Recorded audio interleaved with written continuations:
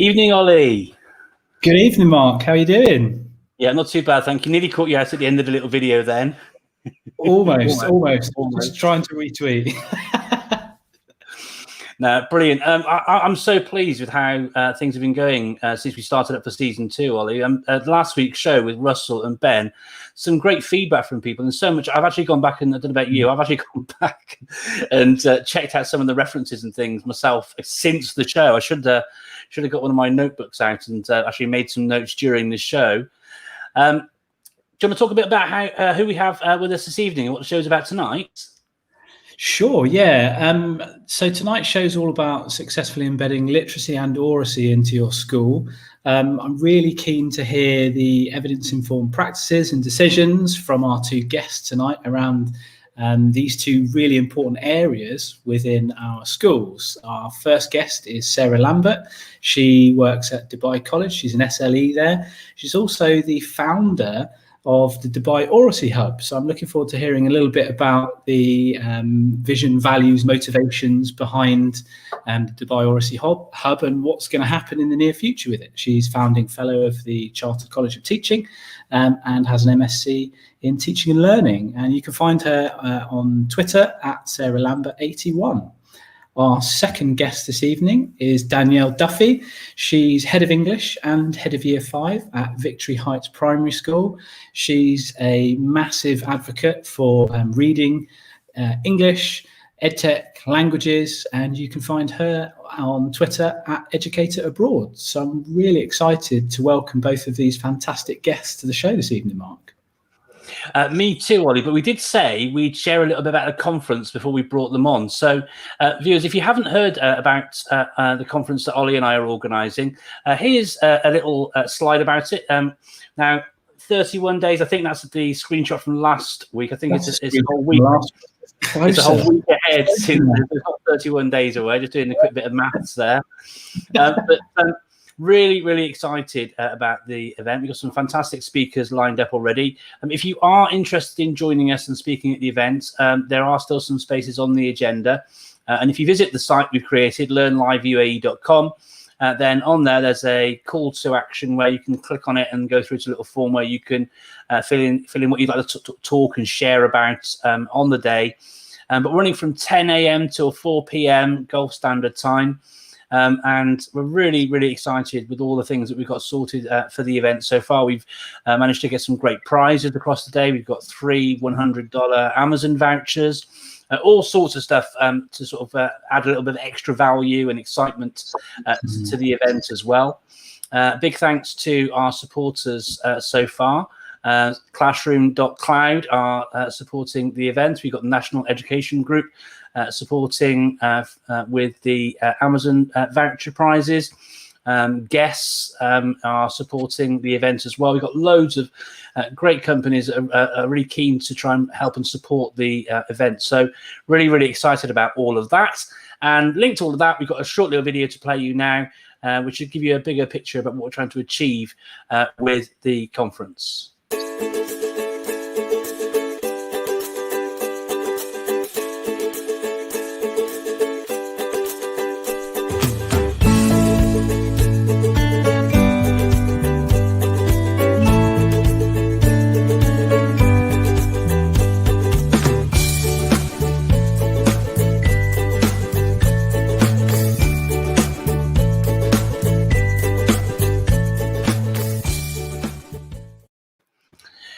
So brilliant stuff. And enough from us sort of talking about the conference now. This the weekly show every Monday evening at 8 p.m. Gulf Standard Time, 5 p.m. British Summer Time. And really excited to welcome in, and I'll do this bit, Ollie, so we don't bring them in and remove them straight away at the same time by pressing the same button. Big LearnLiveUAE welcome to Sarah Lambert and to Danielle Duffy. Welcome both. Hello. Welcome to this show. How are things going for you in your respective schools? How are things at Dubai College for you this week, Sarah? Pretty busy. Sort of juggling the blended learning. We've got year 7 in fully. We have 10, 11, 12, 13 in fully if they want to be in. We have got obviously some opting to be at home, and we're rotating 8 and 9, half in, half out. So it's pretty full on. Everyone's juggling, figuring it out, trying to socially distance, policing social distance, dealing with sixth form and UCAS. And yeah, it's been a very, very busy start, but it's just so great to see the students back in and to see colleagues' faces, not on a screen. So yeah, it's great, but tiring. Yeah. Well, thank you so much for giving up some of your evening to come on and share, and obviously not just with us, but with our viewers as well. We had last week a colleague of yours on the show, Danielle. Ben, he did a great job of representing Victory Heights last week. How have things been at the school this week for you? Yeah, great. It's, as Sarah said, it's just exceptionally busy. All those skills that you've developed during distance learning that you could transfer to blended go out the window when you realise it doesn't work when you've got 18 other kids in front of you, as well as the 3 or 4 at home. So it's a constant learning curve, I think, for everyone. It's exceptionally hard for my colleagues down the school as well, working with younger kids who maybe don't understand as much about social distancing and things. So I really do take my hat off. If you're an FS2, year 1, year 2 teacher, you deserve a medal. I just don't know how they do it. But it's great, as Sarah says, it's a joy to have the kids back in school. So it's probably worth the effort that it's been put in, for sure. Yeah, I have to say I'm slightly envious of you both, because over in Abu Dhabi here, we still don't have our secondary students back. We've got the primary students, but I'm really looking forward to when the secondary students are back. Although, you know, we're all going to be faced with similar difficulties, to just have that instant connection, not through the TV screen. You know, we're all yearning for that over here in Abu Dhabi, so cannot wait for that.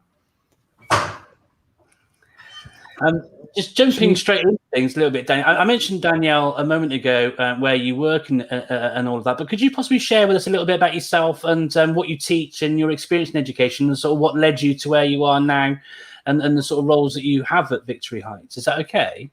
Yeah, no worries. This is me going into my 9th year of teaching. I can't believe I'm saying that. How does that happen? In my head, I keep thinking I've been teaching for 5 years, but that's clearly me wishful thinking that I was a bit younger than I am. But I've just joined the team at Victory Heights as Head of English in Year 5. Previously, I was the Head of English and Head of Year 5 and 6 at Ranches Primary School. It's my 4th year in Dubai.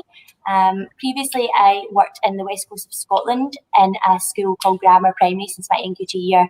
I've taught all the years of the primary school now, and I also did a secondment as a Modern Languages Development Officer. My passion was modern languages. My first degree was in business and languages. So I worked going around local authority, helping teachers to implement second language acquisition, which has been really useful actually coming to Dubai. And I also was a PE champion for a while as well. So it's quite a varied background, but my passion personally has always been reading. And when I started teaching, I knew that was just something that I wanted to instill in other children. So it's just been something that developed while I was at university doing my postgrad, and then continued through my practice. That's great. You've got such a vast array of skills that you can draw on there and help the students as well as your colleagues. I'm keen to hear more on all of that later. Sarah, if we could fire the same question to you then, could you share a bit about yourself, where you work, what you teach, and your experience, please? Yeah, well, if Danielle feels old, I worked out I've been teaching 17 years, so that makes me feel even older, and it doesn't feel that long. So yes, I teach at Dubai College. I teach English at Key Stage 3 and Key Stage 5. I teach Latin to Year 9. I'm also an SLE, so I focus on a specialist leader in education. Sorry for those who don't know what that means. I focus on oracy and Harkness, originally Harkness, and we've broadened it to oracy now. I'm also the coordinator for competitive university applications, which is a bit of a mouthful. So I'm also working in the sixth form in that role as well. Prior to DC, I've been at Dubai College 8 years now, I think. We came for 2, said we might stay for 5, and 8 years on. And before that, I taught in Guildford, actually, in the UK. So I taught at Guildford High School, and before that, the Royal Grammar School in Guildford. So single sex in the UK, and then co-ed now out here. So yeah. Interesting. Russell Smarts, who was our guest last week, has just jumped on the 17th year for me. Apparently, he qualified when he was 12. I think you're. He looks better for it than I do. Thanks for joining us again this week, Russell. Thank you so much. Diving bigger, sort of more in depth into the focus for this evening, Danielle, can you share a bit about literacy? That's your sort of key focus, and how is it embedded, and how do you go about embedding those things in your school? I think it's creating a culture of literacy is the most important thing, making it important across the subjects. For me, people probably get sick of hearing me bang on about reading, but I genuinely believe that a good, strong background in reading is how you can improve writing, oracy, any kind of skill you want to improve. If the children are excellent readers and they enjoy reading, you've won half the battle. So for me, the main thing for embedding literacy is planning around a class novel or text. For me, that's invaluable, and it's something that I wish I'd known earlier on in my career would make life a lot easier for you. It just gives the children context for their learning. It gives you something to discuss when you're developing oracy, because sometimes we assume children have background knowledge that they don't have. And when they're 5 and 6, they can't discuss what a travel agent is because they don't know what it was. That was something I encountered in my NQT year. I was working in an area of high deprivation, and I was asked to do a maths problem on a travel agent situation. And none of my class knew what that was because they'd never been on holiday. And I just think if you give a context, you're giving everyone that same chance to develop their learning. It's something that my principal, Sasha, said when we started and everyone was a bit nervous about distance learning and blended. She said, you've got a book and you've got kids in front of you. You can work. You know what you can do. You can do something with those kids, with those things. And she's totally right. And I just think if you want to embed literacy, children enjoying reading and reading for pleasure, for me, is the way forward. I'm sure Sarah will agree, but we'll also have her passionate hat on for the oracy. But it's something that we are trying to embed in our reading programme. Whole class reading is using it for oracy and having lessons based around discussion of the text. And I just think all the way through the school, your spelling is linked to your reading, and your phonics, all of these different things add together to give this culture within the school. No, I completely agree, and we're all sort of nodding ferociously with what you're saying there. But even putting my sort of teacher hat to one side, even my own children who are quite young, trying to foster that love of reading from an early age has really paid dividends, in so many ways with their schooling, and it's such an important aspect of education, really. Jumping across onto you for a second, Sarah. Schools like School 21 frame a lot of their curriculum around oracy. To what extent do you think that's true in your school? And have you got any research that sort of supports or informs your approaches at all? Yeah, I think that there's a slight difference. School 21 and Isaac Newton Academy is another school in the UK that actually built oracy in from their start, if that makes sense. So School 21 have built their curriculum around oracy because they started with oracy at the centre and then built the school up around it. Isaac Newton Academy have done a similar thing with Harkness, which is a different form of oracy. And so for them, it's been embedded truly from the start. And actually, I think that's something that Arcadia are trying to do out here as well with their new secondary, building it from the start. So the challenge we face certainly at Dubai College is that, we've been in existence for 42 years. It's an established school with long-serving teachers who've their practice has evolved over many years. And I think what we're trying to do is actually is develop existing oracy, I think, if that makes sense. So many of our teachers are dialogic already. There is talk at the center of their lesson. They teach through discussion, but it's now for us focusing on the quality of that discussion, and putting in place scaffolding and frameworks, and resources and ideas so that all students get the same access to that discussion and discursive learning, if that makes sense. School 21 have obviously produced lots of research in primary oracy, with their book. I'm just looking around, book plug moments. Their book by Alice Stott and Amy Gaunt, Transform Teaching and Learning Through Talk, is absolutely brilliant. If you want to get oracy going in primary, it's packed of off-the-shelf ideas, and the research that came out of it. I think it's adaptable for Key Stage 3, and I do. And the principles apply to Key Stage 4 and 5, but they're not as transferable. So I think if you're looking at oracy higher up the school, we've certainly relied on the work of Neil Mercer. I'm a huge Mercer super fan. Dee Saran, our Deputy Head of Learning, mocks me for it, but I am a big Mercer fan, and exploratory talk. And I think, again, his research shows that link between literacy and oracy, as Danielle's already said. The fact is talk it's the underbed, really. I would argue, almost flips the other way slightly to Danielle, that actually children learn talk first, and oracy underpins reading and writing. If learning to say what you think and you want to say orally first improves writing. And reading, I was nodding away, yes, like a nodding dog when Danielle was talking, but I read around the classroom. My year 8s today were reading Animal Farm, paragraph by paragraph, snaking around the room. I always get my students reading aloud. My year 12s were also reading Othello, taking parts today. We read it out loud, then we discuss the language. How does it sound? What's the imagery coming through? And I completely agree. Vocabulary and oracy, go hand in hand with, they're the kind of the cornerstones, aren't they? And it's not just English; it's across all subjects. But yeah, so it's kind of short answer to your original question. Oracy isn't at our core because we weren't designed with it at our core. But oracy and metacognition are our focus very much this year, and we're working with Oracy Cambridge at Hughes Hall, and kind of bringing them in to just formalise and support us in just giving that equitable access for all students in all subjects in all phases.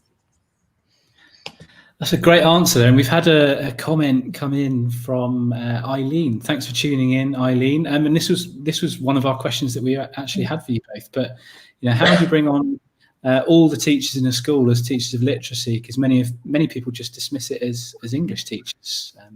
Either of you like to jump in on that? I'll go first. I don't mind. We'll take it in turns. So we focused on etymology as an easy way in, certainly for developing literacy and vocabulary. What's been wonderful to see after I did a session with heads of department about kind of getting literacy going, using dictionaries in classrooms, not just in English, but having dictionaries around the school, and actually hearing tidbits and recording, staff sending me kind of examples of in PE using etymology, breaking down kind of the roots of the words and the actual meanings of them, teaching students that cross-transference, that actually what does analysis mean in different subjects, because it's not the same in all subjects. And we assume that when we say, oh, analyze this piece of writing, they know what that means. But actually go back to the Greek, analuein, to break apart, like just teaching them what the words mean and expanding vocabulary. Yes, we as English teachers always sort of get that, well, you're meant to teach them spelling and you're meant to teach them grammar and you're responsible for the fact that they read or don't read. And we've got, even around the school, we've got what are you reading posters teachers have put on their doors, just to get it across that we all read and that reading is a responsibility for all of us.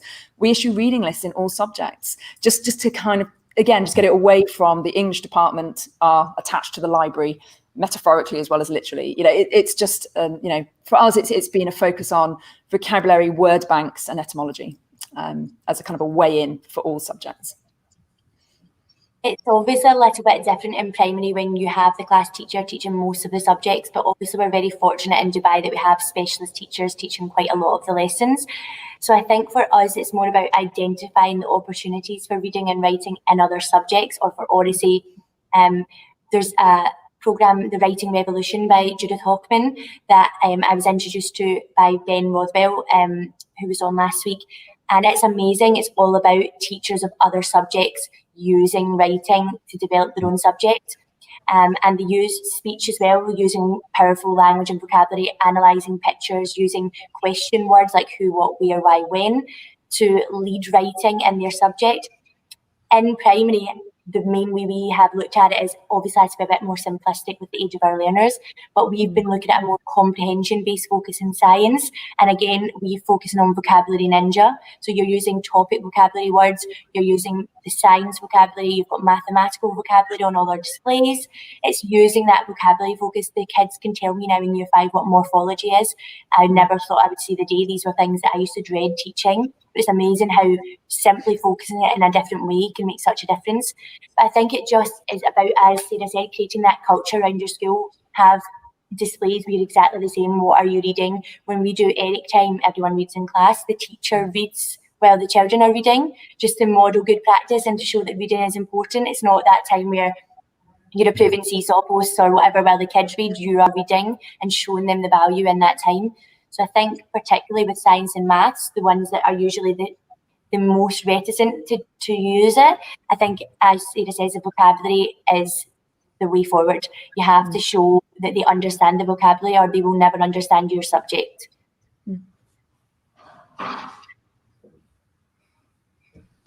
Yeah, that's absolutely key. Sorry, I thought Ollie was going to come in with the next question. Sorry. I think that's absolutely key. And you stunned everyone, Danielle. I found it really hard when I was a teacher full-time to try and break those things down and to see how is it. I was quite fortunate. I worked at a school with lots of amazing teachers. Not that every school isn't full of amazing teachers, but one of those colleagues was David Didow, who spent a lot of time promoting literacy. His book, trying to name the name in the book now. It was his second one, which explored it. But he was used to sort of go around school when he was promoting literacy, saying, you know, every teacher is a teacher of English. It's everyone's responsibility to be sharing these ideas of, like Sarah was saying then, you know, breaking down the etymology of the words so that you actually know where these things come from and why you do the things you do and how you go about doing them. It massively. Big thanks to responding to that question from Eileen. She's responded as well in saying, yeah, and the reading gap as well. Alex Quigley's books are superb.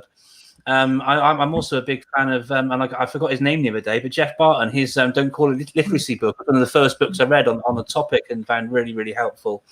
Eileen, thank you, as responded. Brilliant, triggered so much thought. Thank you very much. Thank you for your kind comment, Eileen. Thank you both for your responses there. Jumping into the questions again. And this is a question for Danielle. One of my favourite books on the topic of literacy is Don't Call It Literacy. And Sarah's jumped in with a few there as well, such as Alex Quigley's book. Would you have any other books that you could recommend others read around the topic to give them more insights into literacy?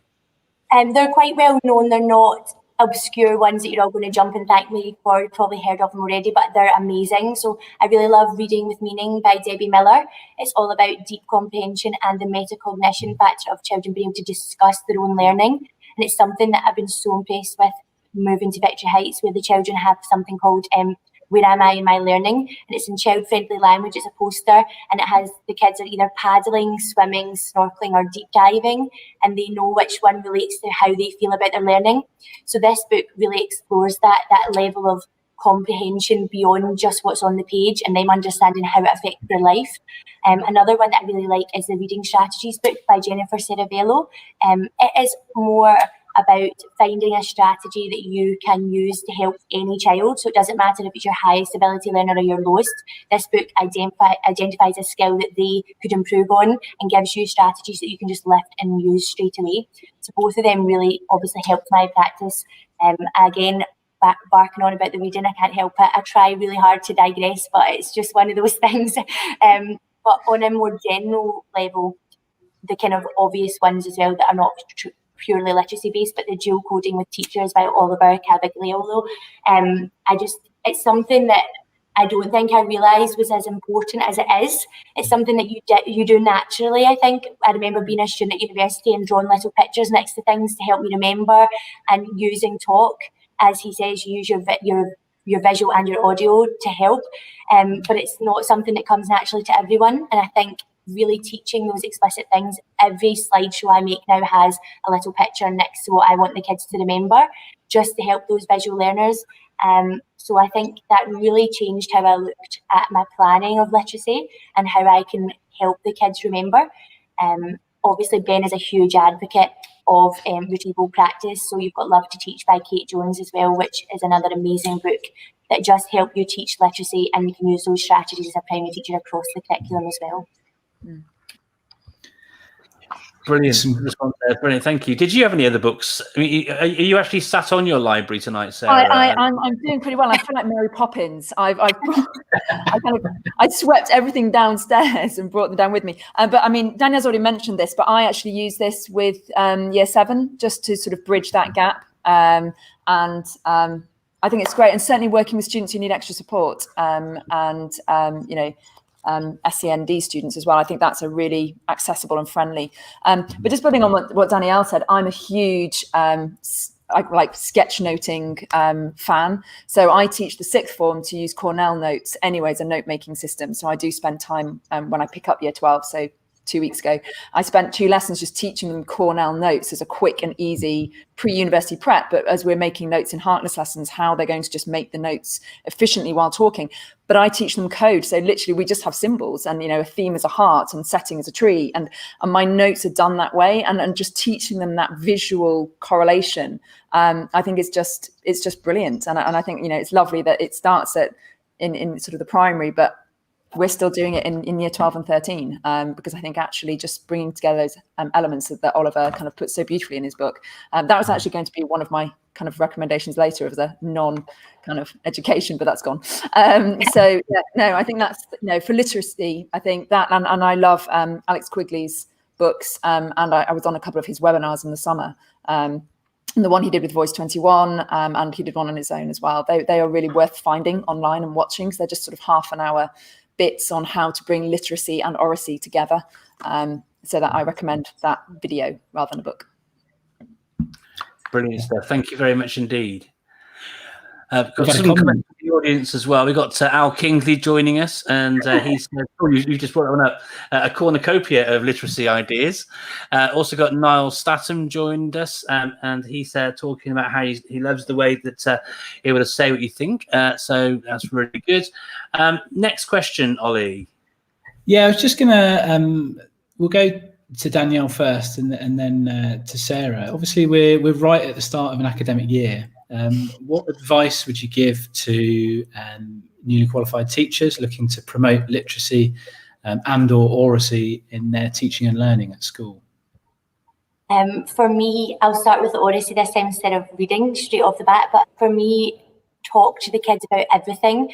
I think good talk can be lost in teaching. I think we went for a while where it was the guide on the side, they have to explore, and while I do think that has a place, I think there is nothing better than standing at the front of your class and talking to your kids and hearing what they have to say. Some of the best lessons in the world are those lessons that go off because a child has brought something up and you start talking, you were talking about Vikings, and all of a sudden you're on to the ancient Greeks or something completely unrelated, but it's just using that time to teach the children, use vocabulary, talk about the vocabulary, using the opportunities that you've got in front of you. So don't try and be good at everything at once.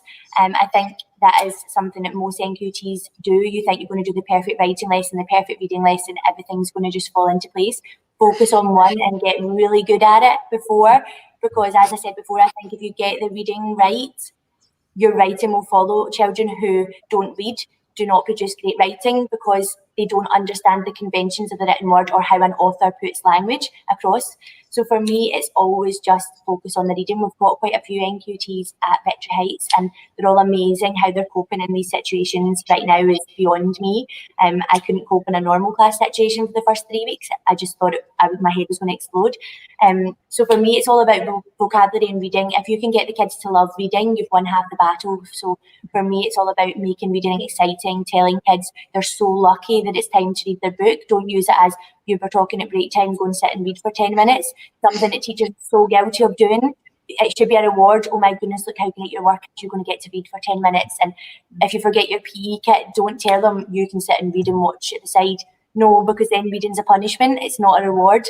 And it's all about creating that excitement around reading in your classroom. And I think if you get to the end of the year and you've created a lifelong reader because you've made reading exciting in that classroom, then you have won. No matter how many ups and downs you've had as a probationer teacher, if you have kids that love reading or have found a book that they really enjoy by the end of the year, go for it. And just like I mentioned before, plan your literacy around a book. I wish someone had told me, because I was looking here, there and everywhere for writing ideas and how do I teach this? And you're looking at all these amazing resources, but it's mind overblown. So I think if you pick a book and focus everything you're doing around that book, you're not going to have that same stress. And there's so much amazing stuff out there. I'm such a big Andrew Jennings fan, and he's got all of his resources. You've got Literacy Shed Plus with the Vipers questioning. All of these things are available for you. Don't try and reinvent the wheel. There's some amazing people that have done all of this. So for me, yeah, it's just all about igniting that passion within kids to continue their reading outside the classroom.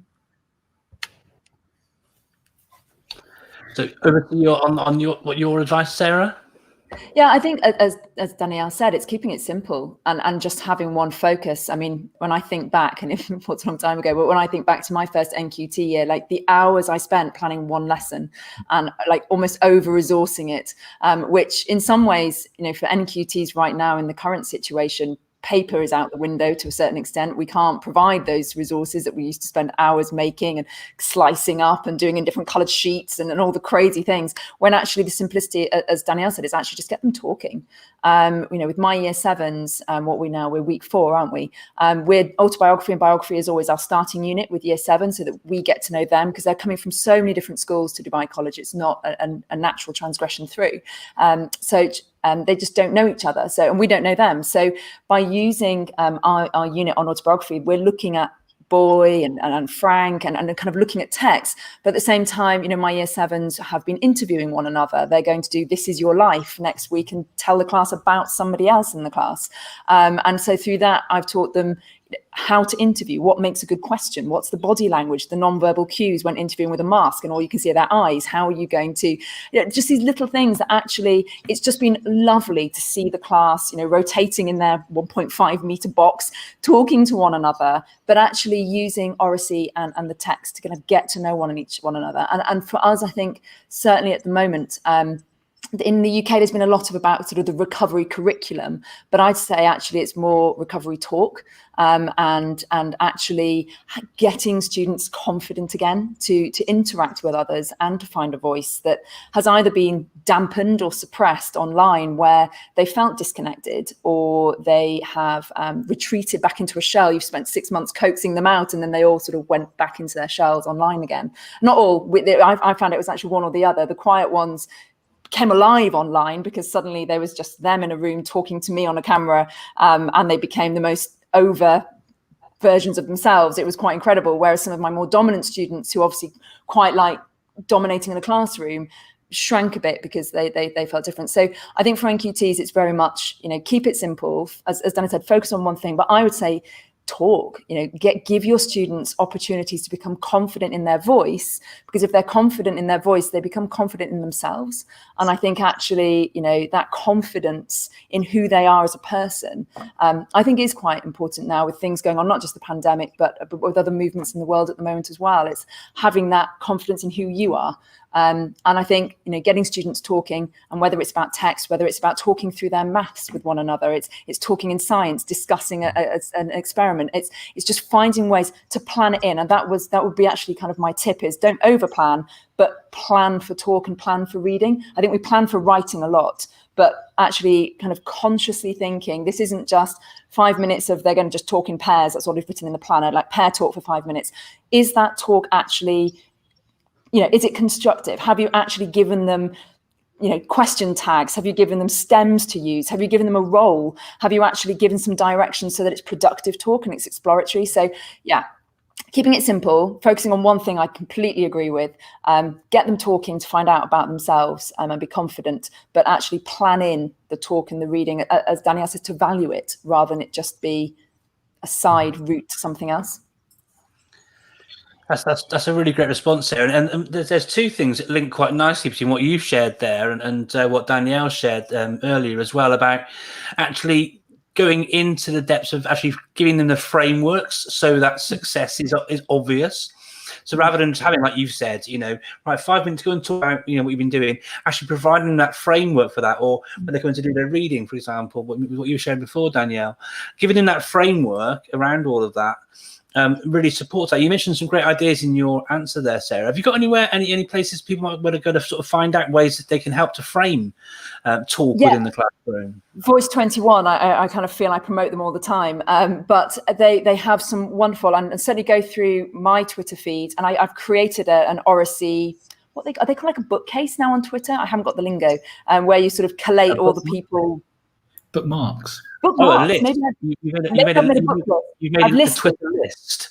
I've made a Twitter list. I don't know how I did it, but I've made a Twitter list. And it's through the Oracy Hub. But on there are kind of the key voices from the UK. So a lot of Voice 21 and School 21, Oracy Cambridge are on there. So kind of the key voices, there's some amazing things on there.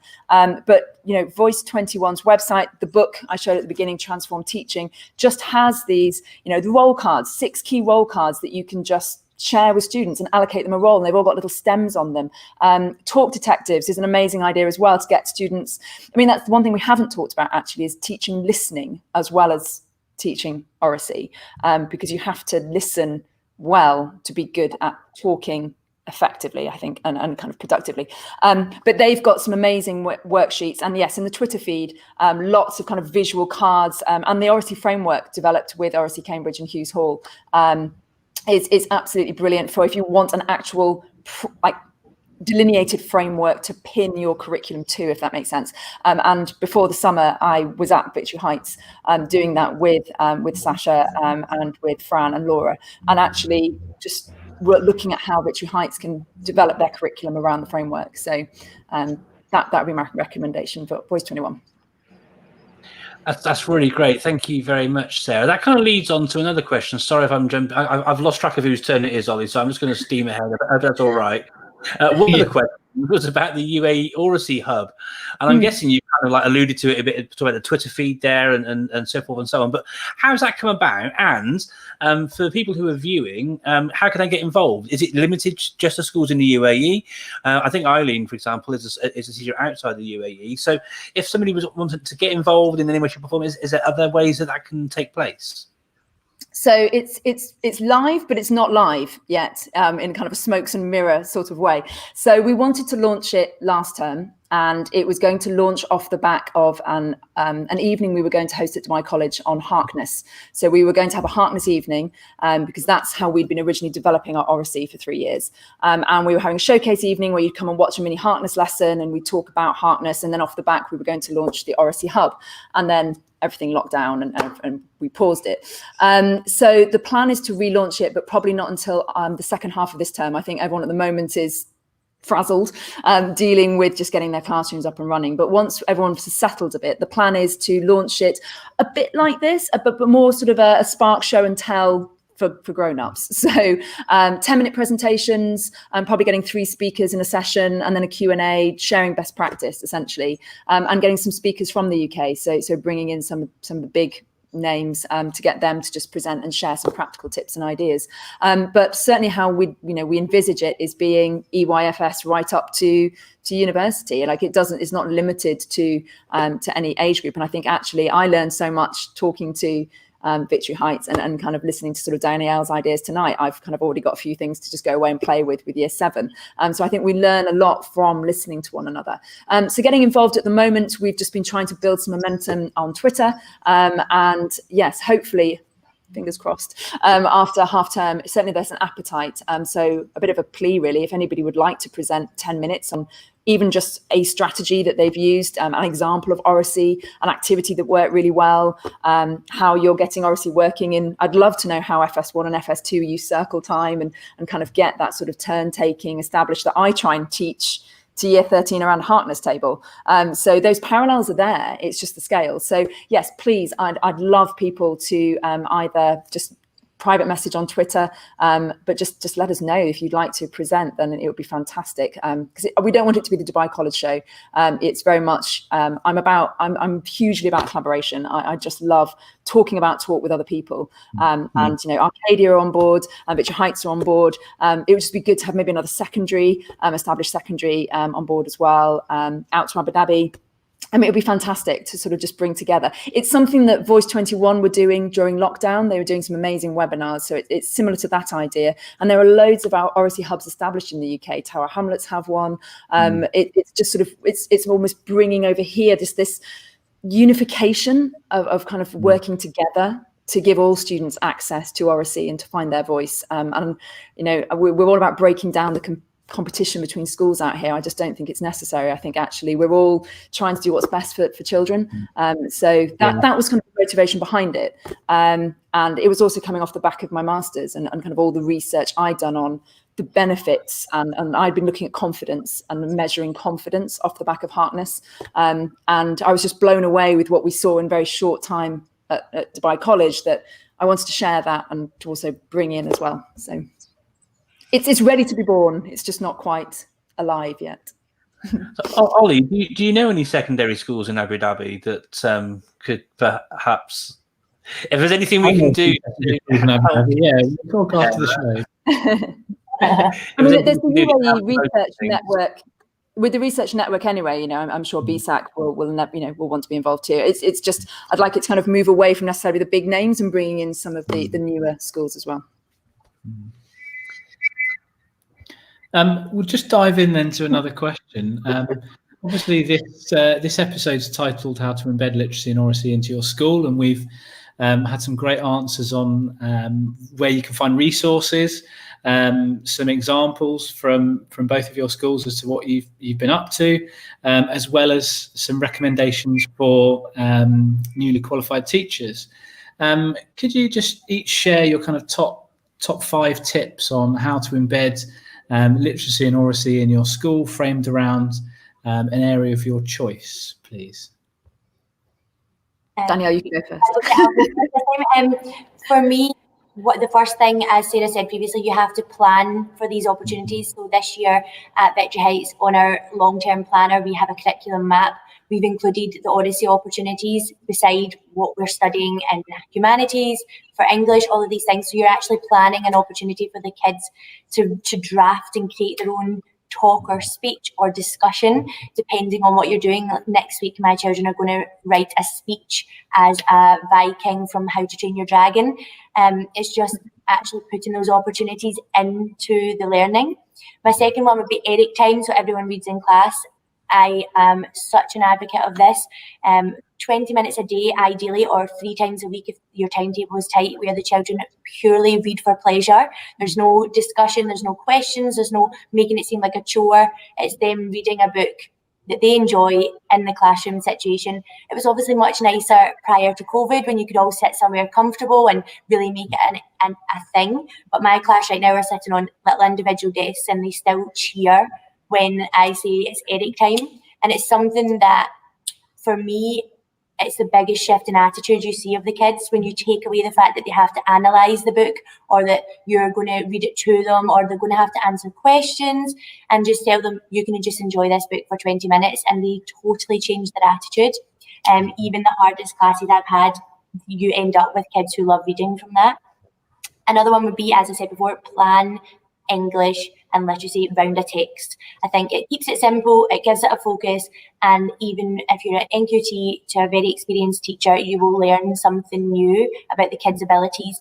There's so much about no lids on kids at Victory Heights, and you can challenge your entire class with a text. Doesn't matter if that text is an easy text, the type of questioning you use, the tasks that you use, you can focus around. My next one would be to use EdTech in your literacy and English. The best way to teach young children how to infer is through wordless videos and pictures. They don't have to analyse text or look at text yet. You can show them a wordless video with a cartoon from the ones that I always use are the Pixar shorts. You can show them a cartoon and say, how is that person feeling in this? they're inferring because there's no words. All they're doing is looking at what's going on, and it's that basic skill that we can build from FS2 up to year 6 by starting off with videos, then we move on to pictures, then we move on to paragraphs, then it's whole text, and it's just that progression and development of the skills. And obviously wordless videos, things like Pobble 365s, where you can look at a really exciting image. It sparks talk and oracy, as Sarah says, and it also gives that opportunity for the children to progress on those skills. I've kind of ran out of how many I've actually said here now. It's probably more than 5. But my other one is... It's not maths, it's fine. No, thank goodness. But move children who are strong readers off of reading schemes. This is something I'm so passionate about. If you have children who can read fluently or show excellent comprehension, do not make them read Biff, Chip and Kipper 3 times a week for the rest of their primary school career. You give them an age-appropriate novel and they will automatically prefer reading. We do not sit and watch the same thing on Netflix for 6 months. So why we expect kids to love reading when they literally read these same books? They've got way better. I have to admit that the quality of what is produced now is 10 times what I was traumatised by at primary school. But it is still not what you want. If you don't enjoy these kind of happy adventure stories, you're not going to enjoy reading because that's all you're exposed to for reading opportunities. If you allow them to go into a library and see the magic of books and, wow, have you seen this? Look at this. I'm in the process of creating a reading review scrapbook that I saw teacher Glitter, who's one of my ultimate Twitter favourites, create.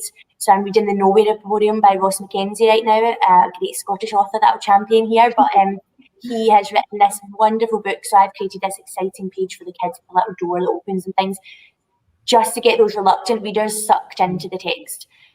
So for me, just as soon as they get to your whatever PM benchmark level that you use for reading assessment, or you know that this kid is a strong reader, then take them off of those reading books and give them a novel or a non-fiction book if that's how they like to go down. I also think that's really important that we sometimes push highbrow onto kids, which obviously I'm strongly for. I totally believe in that. We did Dr. Faustus when I was in year 7, and I remember it now still talking about that book. It was amazing. But if a kid only likes David Walliams and the Greg Williams and all of this, if you tell them you can't read that, it puts them off reading. They will develop their own style. They will grow out of that. You can show them books that are maybe a little bit higher brow, that are similar vein, and coax them. When you're watching something on Netflix, if you want to binge it, you want to binge it. You don't want someone else coming and saying, well, you've read 10 minutes, watch 10 minutes of that, we're going to watch something else now.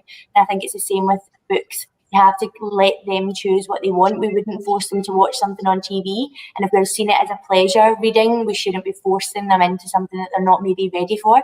And I know that this happened to me. I was a great reader at primary school, and they gave me, I can't remember what it was, I think it was Great Expectations by Charles Dickens in like year 5. And I was just like, I wanted to read the same books as the kids that were in my class, that I could talk to them about that oracy. So just let them follow their passions and don't force Biff, Chip and Kipper down the throats. Would be my final one.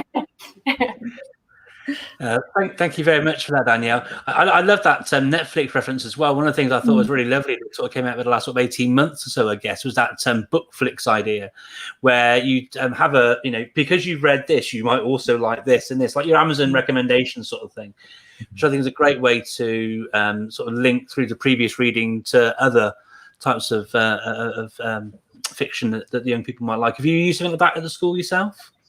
Yeah, I had the Bookflix display at Ranches actually before I moved over.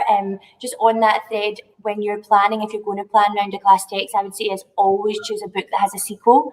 It's something that I learned early on, that if you engage those kids in a book, if there is a sequel to that book, they will go home and ask their parents to buy them that book, or they'll go to the school library and ask. I had 3 boys who just hated reading, and we did Percy Jackson and the Lightning Thief, which tied in with our ancient Greeks topic, and they now have devoured that entire series. So if you're going to plan around a novel, try and be clever about it and see if there's the author has a different series or a sequel, so that those kids can go home and ask. Because if you're not from a family where reading is a culture, the parents may not know. They'll go and pick up the Tesco book if it's the UK that's been championed, or they'll go on Amazon and take the top 10. But if the kids already have an interest, it just builds that further. Brilliant, thank you. Have you got? I mean, you've given loads of top tips yourself as well, Sarah. Have you got 5 you can sort of try and succinctly give us around? I'll try to keep it to 5. I think my first tip is to plan, and I sort of alluded to that earlier. But I think actually you have to plan for both of these. You know, for literacy and oracy, I don't think they'll just happen organically. I think, you know, historically maybe I did just let them happen or got organically, but now I very actively plan, and then the quality that comes out as a result of that is really noticeable. And I use the analogy when I kind of do CPD of you know, the level of detail you go into planning a writing task, the worksheet you create, that same level should really go into an oracy task or a literacy task. So that's kind of become my sort of own advice to myself as well. Now, wait a minute, have I given it the time that I would afford to a written assessment? Am I giving that to an oral assessment? So that for me has been a really kind of important mind shift, that actually to plan for it. I think the second tip is modelling, and something that, again, I think I just took for granted.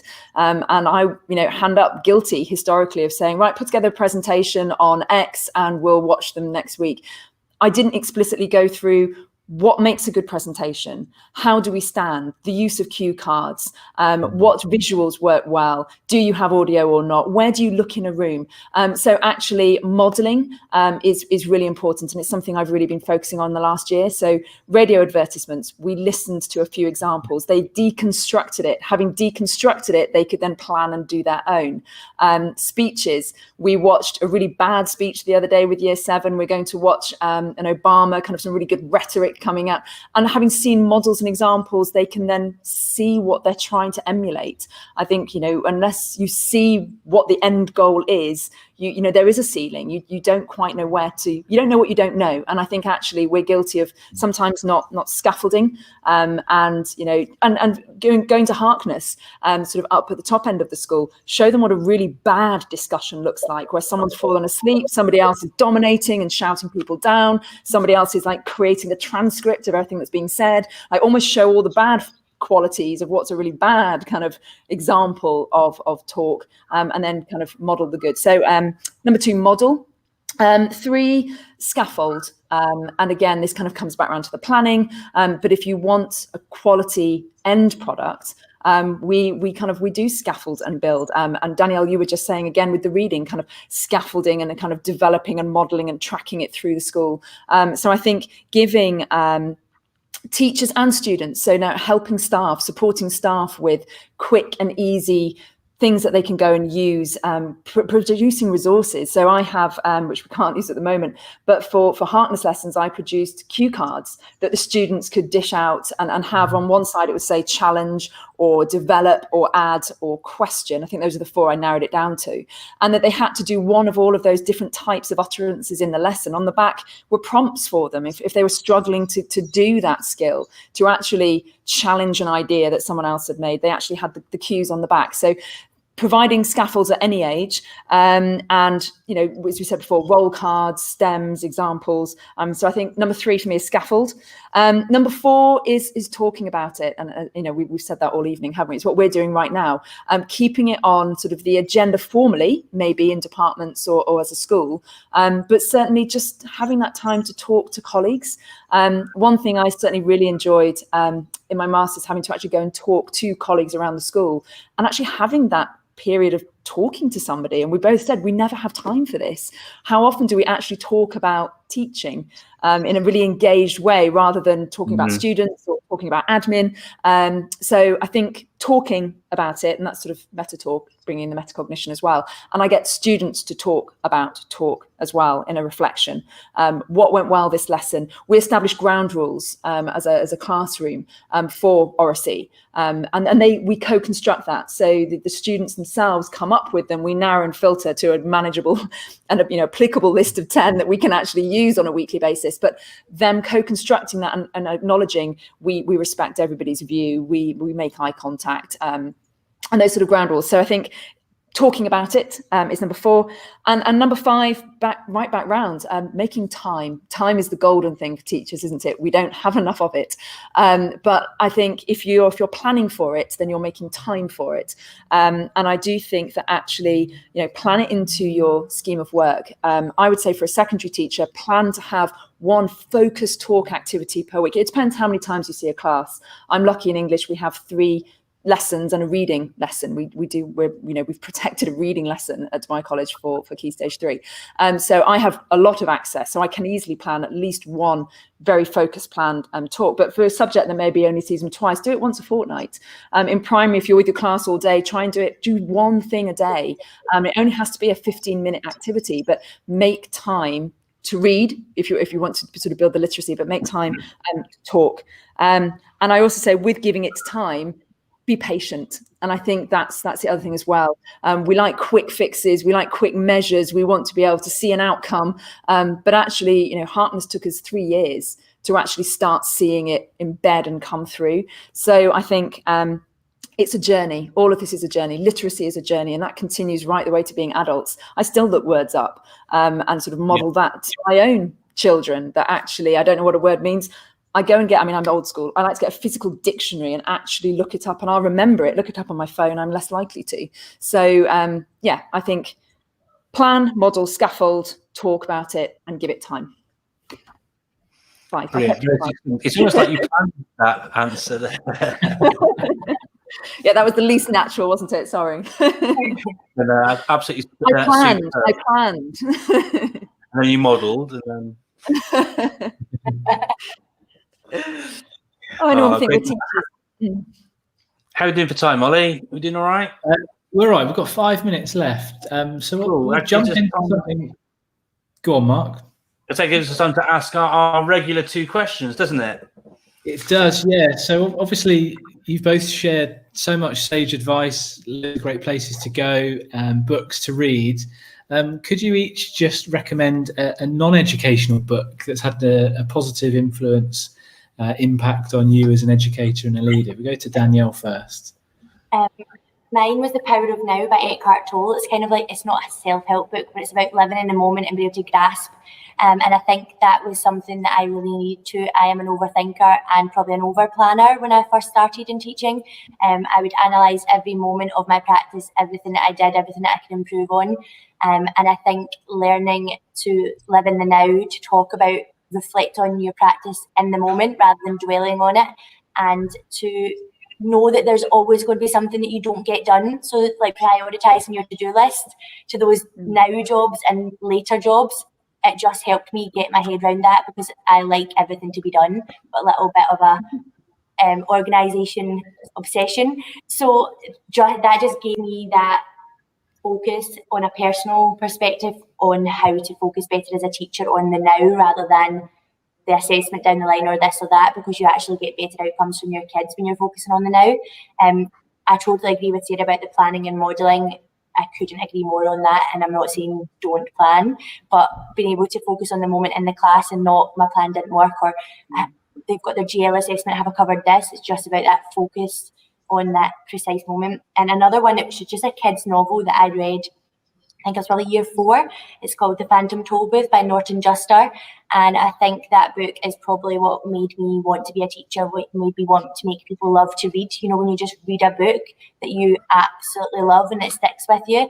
And I think for me, that was when I realised that reading was my favourite thing in life and that everyone else didn't feel like that and they needed to. And it became a bit of a kind of mission statement.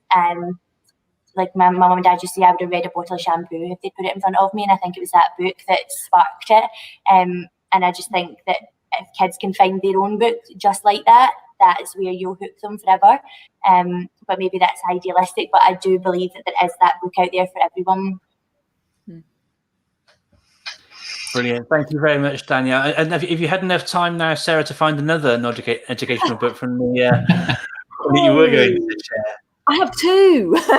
I'm going to cheat. I'm actually going to go visual, because as an English teacher, you know, trying to pick a text, a novel is kind of, but I really absolutely found this just to be just a beautiful book, just to sit and read through. And it's kind of going back to what Danielle was saying earlier about pictures and the importance of pictures. And actually that's how it starts at the very beginning. It says that actually, the truth is I need pictures. They are like islands, places to get into a sea of words. And I think that is just stunning book with lots of really lovely sort of quotations for the day sort of things. But the stimulus of the pictures, do some creative writing from a picture. It's just a stunning book.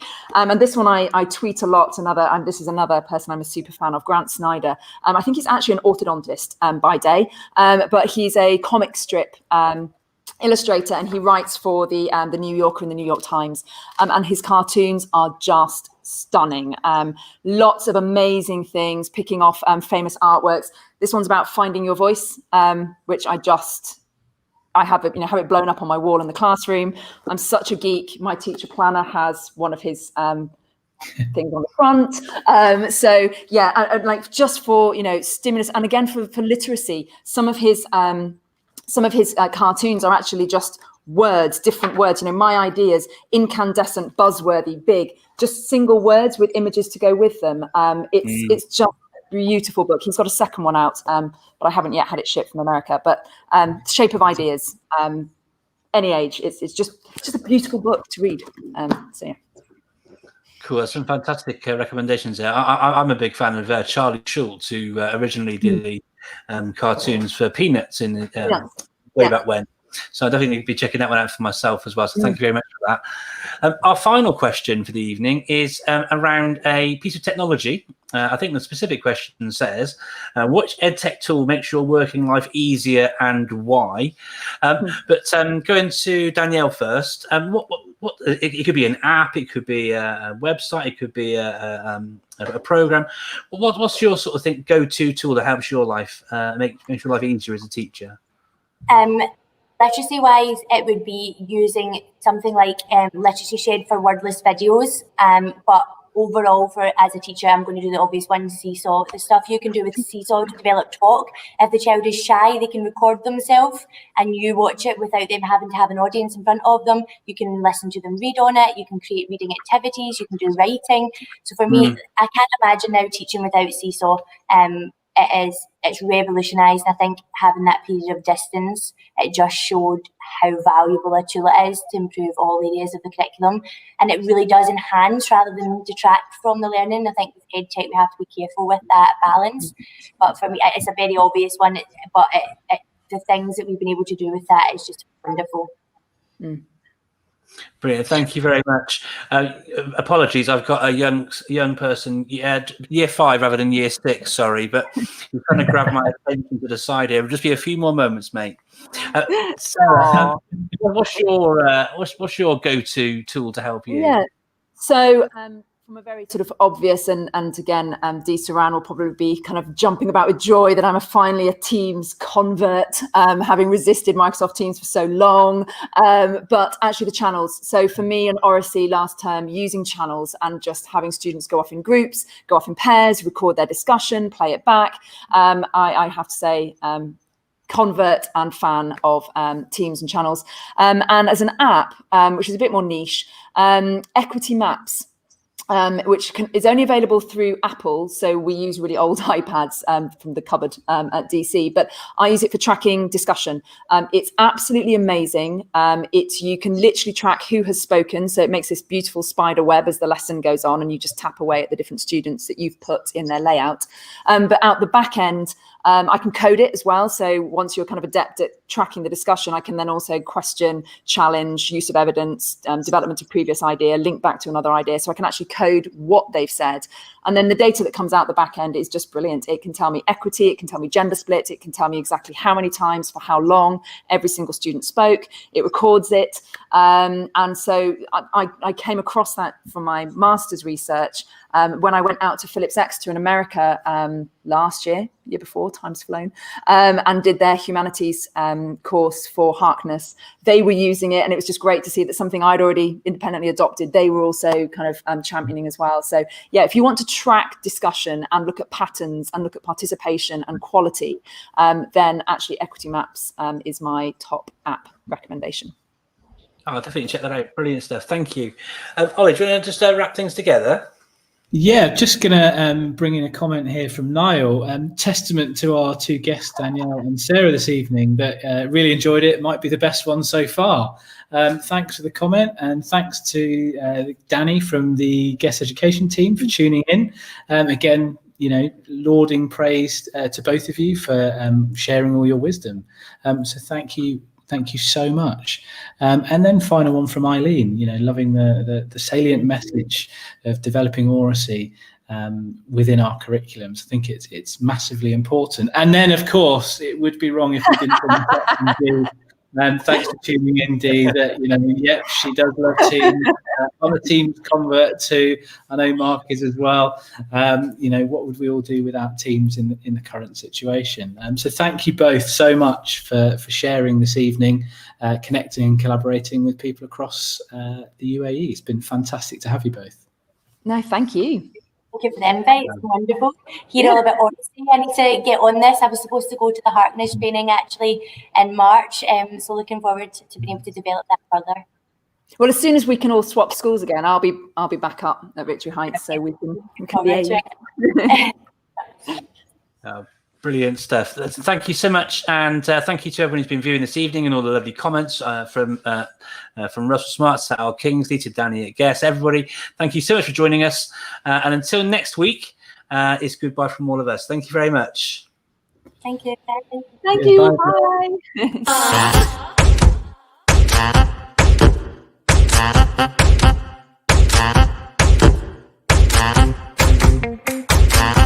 Bye.